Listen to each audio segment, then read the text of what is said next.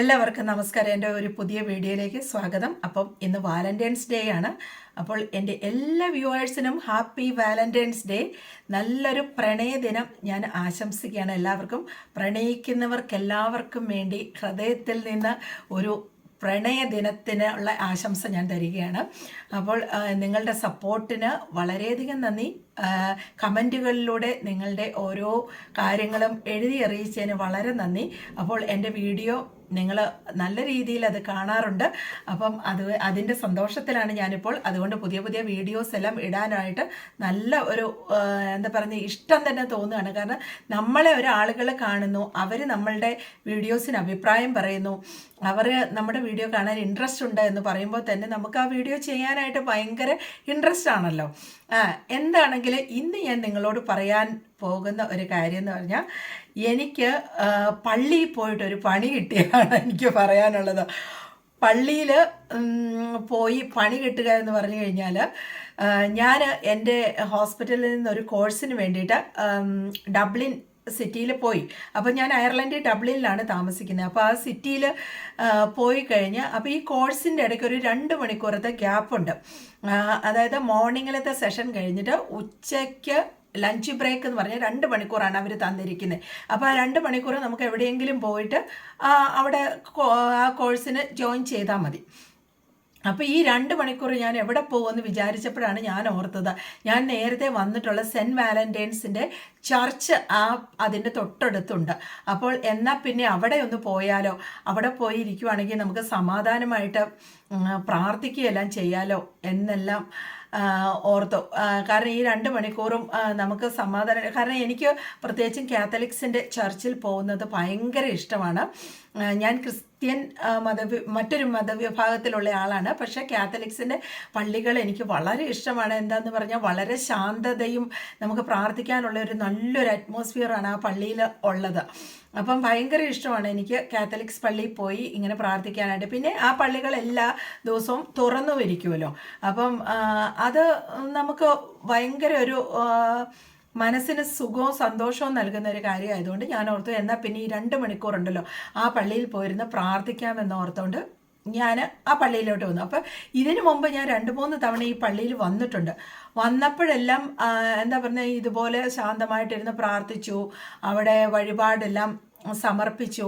അവിടെ മെയിനായിട്ടും ഉള്ളതെന്ന് പറഞ്ഞാൽ സെൻറ്റ് വാലന്റൈൻസിൻ്റെ ഭൗതിക അവശിഷ്ടം ഉള്ള ഒരു സ്ഥലമാണ് ആ പള്ളി. അതായത് സെൻറ്റ് വാലന്റൈൻസ് എന്ന് പറഞ്ഞാൽ നിങ്ങൾക്കെല്ലാം അറിയാം, പണ്ട് ക്ലോദീസ് ചക്രവർത്തിയുടെ കാലഘട്ടത്തിൽ അന്ന് ക്ലോദീസ് ചക്രവർത്തി അവരുടെ സൈനികരെ കല്യാണം കഴിപ്പിക്കാനായിട്ട് വളരെയധികം എതിർത്തിരുന്നു. കാരണം ആ ചക്രവർത്തി വിചാരിച്ചിരുന്ന ഈ സൈനികർ കല്യാണം കഴിച്ചു കഴിഞ്ഞാൽ അവരുടെ മനസ്സെല്ലാം ഡൈവേർട്ടായി പോയി, അവർക്ക് ഈ ഒരു രാജ്യത്തിൻ്റെ കാര്യങ്ങളിലോ യുദ്ധത്തിൻ്റെ കാര്യങ്ങളിലോ ഒന്നും ശ്രദ്ധ ചെലുത്താൻ പറ്റുകയില്ല എന്ന് വിചാരിച്ചുകൊണ്ട് ആ ക്ലോദീസ് ചക്രവർത്തി ആ കാലഘട്ടത്തിൽ കല്യാണത്തെ പൂർണ്ണമായിട്ടും നിർത്തലാക്കാനായിട്ട് ഉത്തരവിട്ടു. അപ്പോൾ ആ ഒരു സമയത്താണ് ഈ വാലന്റൈൻ എന്ന് പറയുന്ന ആളുടെ ഒരു താരോദയം. അപ്പം ഇദ്ദേഹം എന്ത് ചെയ്തു, രഹസ്യമായിട്ട് കല്യാണം കഴിക്കാൻ ഇഷ്ടമുള്ളവരെ കല്യാണം കഴിപ്പിച്ചു കൊടുക്കുകയും പ്രണയിക്കുന്നവരെ അവരെയും പ്രണയിക്കാനുള്ള സാഹചര്യം ഒരുക്കുകയും എല്ലാം ചെയ്ത് അദ്ദേഹം ക്ലോദീസ് ചക്രവർത്തിയുടെ ശത്രുവായിട്ട് തീർന്നു. അപ്പോൾ ക്ലോദീസ് ചക്രവർത്തി ജയിലിൽ അടച്ചു കഴിഞ്ഞപ്പോഴത്തേക്കും അദ്ദേഹത്തിൻ്റെ ഒരു അന്ധയായ ഒരു മകളുണ്ടായിരുന്നു. ആ മകളാണ് ഇദ്ദേഹത്തെ ചക്രവർത്തി അറിയാതെ ശുശ്രൂഷിച്ചുകൊണ്ടിരുന്നത്. അപ്പോൾ ആ സമയത്ത് അദ്ദേഹം ചെയ്ത ഈ കുറ്റങ്ങളുടെ പേരിൽ ഇദ്ദേഹത്തെ വധശിക്ഷയ്ക്ക് വിധിച്ചിരിക്കുകയായിരുന്നു.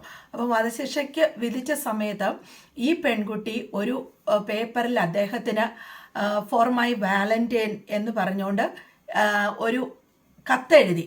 അപ്പോൾ ആ ഒരു കത്താണ് ഇന്ന് നമ്മൾ ഫേമസ് ആയിട്ട് ഫോർ മൈ വാലന്റൈൻ എന്നും പറഞ്ഞുകൊണ്ടുള്ള ആ ഒരു വേർഡ് ഇത്രയും ഫേമസ് ആയിട്ട് നമ്മുടെ വാലന്റൈൻസ് ഡേയിൽ അല്ലെങ്കിൽ പ്രേമിക്കുന്നവർക്ക് വേണ്ടിയിട്ട് നമ്മളൊരു കത്തെഴുതുകയോ ഒരു വേർഡ് എഴുതുകയോ ഒരു ടെക്സ്റ്റ് ചെയ്യുകയോ ചെയ്യുമ്പോൾ ഫോർ മൈ വാലന്റൈൻ എന്ന് പറഞ്ഞു കഴിഞ്ഞാൽ അതിൻ്റെ എല്ലാ മീനിങ്ങും അതിലടങ്ങിയിരിക്കുന്ന രീതിയിൽ വന്നിരിക്കുന്നത് അത് ആ പഴയ കാലത്തു നിന്നുള്ള ഈ ഒരു വാക്കിൽ നിന്നാണ് വന്നിരിക്കുന്നതെന്ന് നിങ്ങൾക്ക് എല്ലാവർക്കും അറിയാം. അപ്പോൾ ഈ ക്ലോദീസ് ചക്രവർത്തി വധശിക്ഷയ്ക്ക് എന്താ പറയുന്നത് വിധിച്ച ഈ വാലന്റൈനെ പരിശുദ്ധനായിട്ട് കത്തോലിക്ക സഭ പിന്നീട് പ്രഖ്യാപിച്ചു. കാരണം സെൻറ്റ് വാലന്റൈൻ്റെ അത്ഭുത ശക്തികളാൽ മാറാ രോഗങ്ങൾ, അതായത് ഫിറ്റ്സ് പോലത്തെ, എപ്പിലെപ്സി പോലത്തുള്ള രോഗങ്ങളെല്ലാം മാറിക്കിട്ടിയ ധാരാളം അനുഭവ സാക്ഷ്യങ്ങളുണ്ട്. അപ്പോൾ അതുകൊണ്ടാണ് പരിശുദ്ധനായിട്ട് പ്രഖ്യാപിച്ചത്, വിശുദ്ധനായിട്ട് പ്രഖ്യാപിച്ചത് കത്തോലിക്ക സഭ. അപ്പോൾ അവിടെ പോയി നമ്മൾ പ്രാർത്ഥിക്കുകയാണെങ്കിൽ നമുക്കും ഒരു അനുഗ്രഹം കിട്ടുമെന്ന് ഓർത്തുകൊണ്ട് ഞാൻ പോയതാണ്. അപ്പോൾ ആ പള്ളിയുടെ അകത്തേക്ക് കയറുമ്പോഴേ തന്നെ വളരെ ഉച്ചത്തിൽ നമുക്ക് കേൾക്കാം കുർബാന നടക്കുന്നത്. കുർബാനയുണ്ടോ ഇന്ന് പള്ളിയിൽ, അത് അറിഞ്ഞിരുന്നില്ലല്ലോ എന്ന് ഓർത്തുകൊണ്ട് ഞാൻ പള്ളിയുടെ അകത്തേക്ക് കയറുക. സാധാരണ രാവിലെയല്ലേ കുർബാനകൾ പള്ളിയിൽ നടക്കുന്നത്, അല്ലെങ്കിൽ വൈകുന്നേരം, അല്ലാതെ ഈ ഉച്ചയ്ക്ക് കുർബാന നടക്കുന്ന എനിക്ക് അറിവില്ല, ഇനി ഉണ്ടോയെന്ന് അറിയത്തുമില്ലല്ലോ.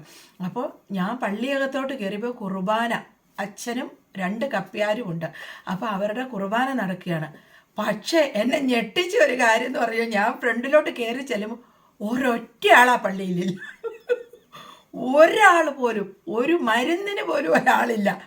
ഈ അച്ഛനൊക്കെ ഇത് ആർക്ക് വേണ്ടിയാണ് ഈ കുർബാന ചെയ്യുന്നതെന്ന് ഞാൻ വട്ടത്തിൽ നോക്കുക. ഇനി ആരെങ്കിലും എന്തെങ്കിലും പ്രത്യേക ഒരു കാര്യത്തിന് വേണ്ടി ഈ കുർബാന വഴിപാട് കഴിപ്പിച്ച് ചെയ്യുന്നതാണോ എന്നറിയാൻ ഞാൻ വട്ടത്തിൽ ഇങ്ങനെ ചുറ്റും നോക്കിക്കഴിഞ്ഞപ്പോഴത്തേക്ക് ആരുമില്ല പള്ളിയിൽ. അയ്യോ, ഞാൻ എന്നാ ചെയ്യുന്നത്? ഈ അച്ഛൻ എന്നെ നോക്കിയിട്ട് എന്നാ ജീസസ് ബി അപ്പോൺ യു എന്നോ ഗോഡ് ബി അപ്പോൺ യു എന്നോ ഏതാണ്ടൊരു വാക്ക് പറഞ്ഞു. എന്നിട്ട് എന്നെ ഇങ്ങനെ നോക്കിയിട്ട് കൈവച്ച് ഇങ്ങനെ കാണിച്ചു. അപ്പം ഞാൻ പുറകോട്ട് 2 സ്റ്റെപ്പ് വെച്ച് എനിക്ക് പോകാൻ നിവർത്തിയില്ല, കാരണം അച്ഛൻ എന്നെ പിടിച്ചു. അപ്പം എനിക്കിനി പുറകോട്ട് പോകാൻ പറ്റില്ല, അപ്പം മുമ്പോട്ട് തന്നെ പോകണമല്ലോ. അപ്പം ഞാൻ എന്ത് ചെയ്തു, ഇപ്പോൾ കുർബാന തീരുമാനിക്കും, എന്തെങ്കിലും ആകട്ടെ, ഇനിയിപ്പോൾ അത് ചീത്തയല്ലേ, ഒരു അച്ഛൻ കുർബാന സമർപ്പിച്ചുകൊണ്ടിരിക്കുന്ന സമയത്ത് പെട്ടെന്ന് ഇറങ്ങി പോകുക എന്ന് പറയുന്നത് അത് ദൈവനിന്ദയല്ലേ. അതുകൊണ്ട് എന്താണേലും കയറി ചെല്ലാമെന്ന് വിചാരിച്ചു പള്ളിയകത്തോട്ട് ഞാൻ ഫ്രണ്ടിലോട്ട് കയറി ചെന്നപ്പോൾ അച്ഛൻ ഇങ്ങനെ കുർബാനയുടെ ഇടയ്ക്ക് എന്നെ ഇരിക്കാൻ പറഞ്ഞ് കാണിക്കുക. ഞാൻ ആ ഫ്രണ്ടിലത്തെ ബെഞ്ചിൽ പോയിരുന്നു. എനിക്ക് പറ്റുന്ന ഏറ്റവും വലിയ പ്രശ്നം എന്ന് പറഞ്ഞു കഴിഞ്ഞാൽ, ഈ കുർബാനയിൽ എപ്പോൾ ഇരിക്കണം, എപ്പം മുട്ടുകുത്തണം, എപ്പോൾ കണ്ണടയ്ക്കണം, എപ്പോൾ എഴുന്നേക്കണം, എനിക്കൊന്നും അറിയത്തില്ല, യാതൊന്നും അറിയത്തില്ല. അപ്പോൾ ഈ അച്ഛൻ എന്തൊക്കെയോ പറയുമ്പോഴത്തേക്ക് അച്ഛൻ ഫുള്ള് നിൽക്കുമല്ലേ. അപ്പം എപ്പോഴാണ് നമ്മൾ ഇരിക്കേണ്ടത്, എപ്പോഴാണ് അവർ ഇതൊന്നും എനിക്കറിയത്തില്ല. ഞാൻ ഇടയ്ക്ക് നിൽക്കുകയായിരിക്കും, മുട്ടുകുത്തും, ഇടയ്ക്ക് ഒരിക്കും മുട്ടുകുത്തും, പിന്നെ കണ്ണടയ്ക്കും, കൈകൂപ്പും. എൻ്റെ ദൈവമേ, സത്യം പറഞ്ഞ ഒരു പൊട്ടൻ കളി അവിടെ കിടന്ന് ഞാൻ കളിക്കുകയാണ്. അപ്പോൾ പക്ഷേ അച്ഛനാണെങ്കിൽ ഭയങ്കരമായിട്ട് പ്രവർത്തിക്കും. എൻ്റെ മുഖത്ത് നീ അച്ഛൻ എപ്പം കണ്ണെടുത്താൽ ഞാൻ പുറത്തോട്ട് ഇറങ്ങി പോകാം എന്നുള്ള ഒരു നിശ്ചയത്തിൽ അവിടെ. പക്ഷേ മുഴുവൻ കുർബാനയും എനിക്ക് വേണ്ടിയിട്ടാണ് അവിടെ നടത്തിയത്. എനിക്ക് ഞെട്ടിപ്പോയി. ഞാൻ ഇടയ്ക്കിടയ്ക്ക് തിരിഞ്ഞു നോക്കുവാണ്, ആരെങ്കിലും പള്ളിയകത്ത് ഒരാൾ കയറി വന്നാൽ അവരെ ഒന്ന് ഏൽപ്പിച്ചിട്ട് മീൻസ് അച്ഛൻ അവരുടെ മുഖത്തോട്ട് നോക്കുന്ന സമയത്ത് എനിക്ക് ഇറങ്ങിപ്പോകാനോ എന്ന് വിചാരിച്ചിട്ടുണ്ട്. ഞാനിങ്ങനെ ഇരിക്കും, എവിടെ ഒരാൾ പോലും വരുന്നില്ല. അത് നോർമൽ ഡേയ്സാണ്, സാറ്റർഡേ സൺഡേ അല്ല, എനിക്ക് തോന്നുന്നു ഒരു ചൊവ്വാഴ്ച എന്തോ ആണ് ഞാൻ പോയതെന്ന് തോന്നുന്നു. അപ്പോൾ ഒരാളും വരുന്നില്ല. സാധാരണ ഇങ്ങനെ പള്ളികളിൽ തിരികെത്തിക്കാനേലും ആൾക്കാർ കയറി വരുന്നില്ല, ആരും വരുന്നില്ല. ദൈവമേ, ഞാൻ ശരിക്കും പെട്ടെന്ന് പറഞ്ഞാൽ ശരിക്കും പെട്ടു. കപ്പ്യാരിൽ നിന്ന ഒരു പയ്യൻ, ആ പയ്യന് എനിക്ക് കാണാം, അവന് ചിരി വരുന്നുണ്ട്. എൻ്റെ കോപ്രായം കണ്ടിട്ട് പക്ഷെ അവൻ ചിരിക്കുന്നില്ല, അവൻ അടക്കി പിടിച്ചിരിക്കുവാണെന്ന് എനിക്ക് കാണുമ്പോഴേ അറിയാം. കാരണം ഞാൻ അവിടെ കിടന്ന് സർക്കസ് കാണിക്കുക. ഇനി അച്ഛൻ പറയുന്ന കാര്യത്തിന് ഇരുന്നുകൊണ്ട് അത് കേട്ട് കഴിഞ്ഞാൽ അത് ഇനി അക്സെപ്റ്റബിൾ അല്ലെങ്കിലോ എന്നോർത്ത് ഞാൻ ചാടി എണീറ്റ് നിൽക്കും. എൻ്റെ ദൈവമേ, ശരിക്കും പറഞ്ഞ ഒരു സർക്കസിലെ ബഫൂൺ എന്ത് കാണിക്കുന്നത് അതൊക്കെയായിരുന്നു ഞാനവിടെ കാണിച്ചുകൊണ്ടിരുന്നത്. അവസാനം അച്ഛൻ എന്നെ മുമ്പോട്ട് വിളിച്ചിട്ട് പറഞ്ഞു കുർബാന തരാമെന്ന് പറഞ്ഞു. കുർബാന ഒരു അപ്പം ഒരു പ്രിൻ്റഡ് അപ്പമില്ലേ, അത് തരാമെന്ന് പറഞ്ഞ് വിളിച്ചു. ഞാൻ ഫ്രണ്ടിൽ ചെന്ന് ഞാൻ കൈ കൂപ്പി മുട്ടുകുത്തി അച്ഛൻ്റെ മുമ്പിൽ നിന്നു. അച്ഛൻ എനിക്ക് കുർബാന തന്നിട്ട് അച്ഛന് ഇഷ്ടംപോലെ സമയമാണ്. അച്ഛൻ എൻ്റെ തലയിൽ കൈ വെച്ച് കുറേ അങ്ങ് പ്രാർത്ഥിച്ചു. കുറേ പ്രാർത്ഥിച്ചു. കാരണം എന്ന് വെച്ചാൽ സാധാരണ നമ്മുടെ പള്ളികളിൽ ചെല്ലുമ്പോൾ അച്ഛൻ അങ്ങനെ സമയമില്ലല്ലോ. ഇങ്ങനെ ഒത്തിരി ആളുകൾ കയറി ഇറങ്ങി വരുന്നതുകൊണ്ട് ഇങ്ങനെ തൊട്ട് വിടുക, അല്ലെങ്കിൽ ഇങ്ങനെ കാണിച്ച് കുരിച്ചു വെച്ച് വിടുവല്ലേ ചെയ്യുന്നത്. ഇത് എനിക്ക് വേണ്ടി ആ പള്ളിയിൽ ഒരു കുർബാന നടന്നു. ഞാൻ നേർച്ച കഴിക്കാതെ ഒരു കുർബാനയ്ക്ക് പോയതുപോലെ, അതായത് എനിക്ക് വേണ്ടി ഒരു കുർബാനയും എന്നെ അനുഗ്രഹിച്ച അച്ഛൻ കുറേ നേരം നിന്ന് പ്രാർത്ഥിക്കുകയും ഏതാണ്ടൊക്കെ ചെയ്തു. അത് കഴിഞ്ഞപ്പോൾ സത്യം പറഞ്ഞു കഴിഞ്ഞാൽ ഇത് എന്താ പറയുന്നത്, തലേ കൈവച്ച് പ്രാർത്ഥിച്ചപ്പോഴത്തേക്കും എനിക്ക് വല്ലാതെ ഒരു ബ്ലെസ്സിങ് എനിക്ക് ഫീൽ ചെയ്തു കേട്ടോ. ഇതിന് മുമ്പിരുന്ന് കാണിച്ച പൊട്ടത്തരത്തെ എല്ലാം ഞാൻ വിട്ടിട്ട് ഇങ്ങനെ കാണിച്ചപ്പോൾ എനിക്ക് ഭയങ്കര സന്തോഷമായി. അപ്പോൾ ഞാനപ്പോൾ അച്ഛൻ അത് കഴിഞ്ഞിട്ട് മധുബഹായിൽ നിന്ന് കുർബാന കഴിഞ്ഞ് ഇറങ്ങി വന്നു. ഞാനപ്പോൾ അവിടെ ഇരിക്കുമായിരുന്നു. അപ്പം അച്ഛൻ എന്നെ പരിചയപ്പെടണം, ഞാൻ എങ്ങനെ ഇവിടെ എത്തി, ഞാൻ ആരാണെന്നൊക്കെ അറിയാനായിട്ടാണ് അച്ഛൻ വന്നത്. അപ്പം ഞാൻ അച്ഛനോട് പറഞ്ഞു, സോറി, എനിക്ക് നിങ്ങളുടെ കുർബാനയുടെ ഇത് അറിയില്ല, അതുകൊണ്ട് ഞാൻ പലയിടത്തും ഇരിക്കുകയും നിൽക്കുകയും ഒക്കെ ചെയ്തു, അതൊക്കെ അക്സെപ്റ്റബിൾ ആണോ എന്ന് എനിക്കറിയത്തില്ല, അതുകൊണ്ട് ക്ഷമിക്കണം എന്ന് പറഞ്ഞു. അപ്പോൾ അച്ഛൻ പറഞ്ഞു, എനിക്ക് അപ്പോഴേ മനസ്സിലായി നിനക്കറിയില്ല എന്ന്, അതൊരിക്കലും പ്രശ്നമില്ല. ഭയങ്കര നല്ലൊരു അച്ഛൻ. അദ്ദേഹം പറയുകയാണ്, അതൊന്നും ഒരു കുഴപ്പമില്ല, നീ ഈ പള്ളിയിൽ എത്തപ്പെട്ടത് നീ അനുഗ്രഹീതയായതുകൊണ്ടാണ് നീ എത്തപ്പെട്ടത്, അങ്ങനെയാണ് ഇങ്ങനെയാണ്, ഇത് വാലന്റൈന് വേണ്ടിയിട്ട് ഞങ്ങൾ സ്പെഷ്യലായിട്ട് ചെയ്ത കുർബാനയാണ്.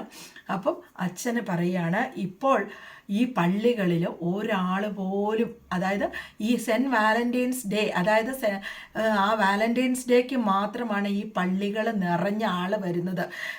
പഴയ കാലത്തെല്ലാം ഈ പള്ളിയെല്ലാം നിറച്ച് എല്ലാ ഞായറാഴ്ചയും അല്ലെ മറ്റു ദിവസങ്ങളിലും കുർബാന നടത്തുമ്പോൾ ആളുകളുണ്ട്. ഇന്നത്തെ ന്യൂ ജനറേഷൻ ആരും പള്ളി വരുന്നില്ല.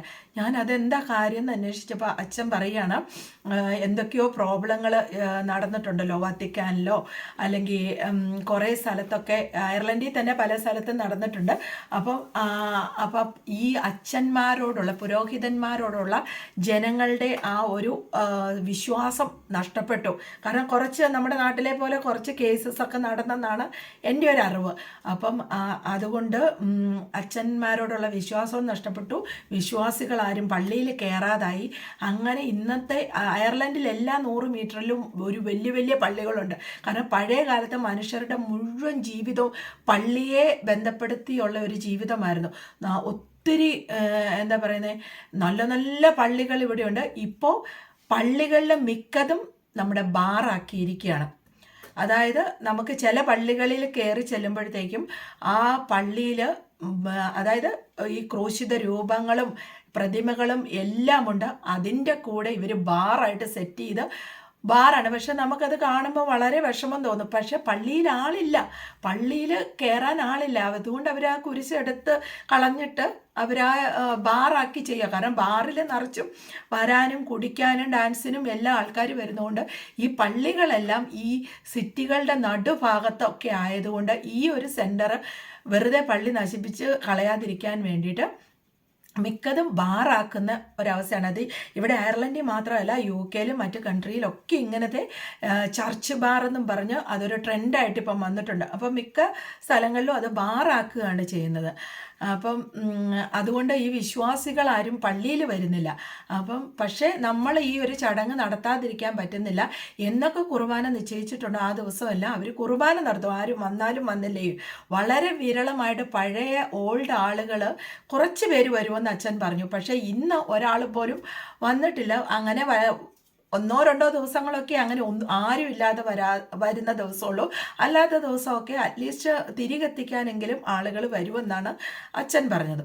അപ്പോൾ ഇങ്ങനെയെല്ലാം പറഞ്ഞു കഴിഞ്ഞാൽ അച്ഛൻ എന്നോട് പറഞ്ഞു, വരൂ നമുക്ക് ചായ കുടിക്കാമെന്നൊക്കെ പറഞ്ഞു. അപ്പോൾ ഞാൻ അച്ഛൻ്റെ കൂടെയൊക്കെ പോയി ഒരു ചായയൊക്കെ കുടിച്ചു. സത്യം പറഞ്ഞു കഴിഞ്ഞാൽ ഞാൻ ആ പള്ളിയിലെ വലിയൊരു ഗസ്റ്റ് പോലെ അബദ്ധത്തിൽ ചെന്ന് ചാടിയ ഞാൻ വലിയൊരു ഗസ്റ്റായി അവിടെ പള്ളിയിൽ. അപ്പം അങ്ങനെ അത് കഴിഞ്ഞിട്ട് ഞാൻ പള്ളിയിൽ നിന്ന് ഇറങ്ങുവാണേ. ഞാൻ ഓർത്തു, ഞാൻ മൗനമായിട്ട് പ്രാർത്ഥിക്കാനായിട്ട് വന്ന ഒരു സ്ഥലത്ത് എനിക്ക് വേണ്ടി ഒരു കുർബാന നടക്കുന്നു, അതുപോലെ എന്നെ ബ്ലസ് ചെയ്യാനായിട്ട് അച്ഛൻ നിൽക്കുന്നു. ഇതൊക്കെ എനിക്ക് ജീവിതത്തിൽ ഒരിക്കലും മറക്കാൻ പറ്റാത്ത ഒരു കാര്യമാണ്. ഈ വാലന്റൈൻസ് ഡേയിൽ ഞാനത് ശരിക്കും ഓർക്കുകയാണ്. അല്ല, എനിക്കൊരു സംശയം, ഇനി സെൻറ്റ് വാലന്റൈൻസിന് എന്നോടൊരു പ്രത്യേക ഇഷ്ടമുണ്ടോ എന്ന് എനിക്കൊരു സംശയം. കാരണം ആ പള്ളിയിൽ ഞാൻ മാത്രമായിട്ട് ചെന്നു, എനിക്ക് മാത്രമായിട്ട് ഇങ്ങനെ ഒരു അവസരം കിട്ടിയല്ലോ. അപ്പം എനിക്കത് ഭയങ്കര സന്തോഷമായി പോയി. എന്താണെങ്കിലും അത് എൻ്റെ ജീവിതത്തിലെ മറക്കാൻ പറ്റാത്ത ഒരു അനുഭവമാണ്. ഇതൊക്കെ ഇതൊക്കെയാണ് നമ്മുടെ വാലന്റൈൻസ് ഡേയിലെ കഥകൾ. അപ്പം എൻ്റെ വീഡിയോ കണ്ടിരുന്ന എല്ലാവർക്കും നന്ദി. അപ്പോൾ സബ്സ്ക്രൈബ് ചെയ്യാത്തവരുണ്ടെങ്കിൽ ദയവായി സബ്സ്ക്രൈബ് ചെയ്യുക. അപ്പോൾ ഒരിക്കൽ കൂടി നിങ്ങൾക്കെല്ലാവർക്കും ഹാപ്പി വാലന്റൈൻസ് ഡേ.